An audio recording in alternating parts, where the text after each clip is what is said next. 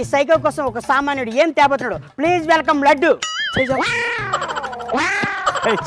ఈ పానీపూరి ఏంట్రా చీప్గా? ఏమన్నా అన్నా? చీప్గా పానీపూరి ఏంట్రా? పానీపూరి చీపా? మరి పానీపూరి బండి దగ్గర పనిచేసే వాళ్ళని, చైనీస్ ఫాస్ట్ ఫుడ్ బండి దగ్గర పనిచేసే వాళ్ళని కోటేసుకు తీసుకొచ్చి వీళ్ళు పెట్టుబడి పెట్టడానికి వచ్చారని ఫ్రాడ్ మాటలు చెప్పిన నువ్వెంత చీపు?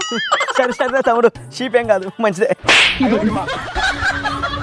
అరే దీన్ని దాచిపెట్టరా, అసలే మన పెట్టుబడి. అరే ఏంట్రా బజ్జీలు తీసుకొచ్చావు?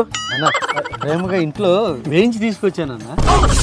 అబ్బా ఏంట్రా బట్టగా ఉంది, మండుతుందా? నీకు ఒక్కదానికే మండితే నాకు 4 సంవత్సరాలు నీ పాలనలో మాకెంత మండాలన్న. ఈ బజ్జీ పెట్టి బాధుడేందిరా? ఈ బజ్జీ అనేది మీ ప్రభుత్వం అన్న. అదెలా? పైన పిండి ఉంది కదన్న, అవి పథకాలన్న.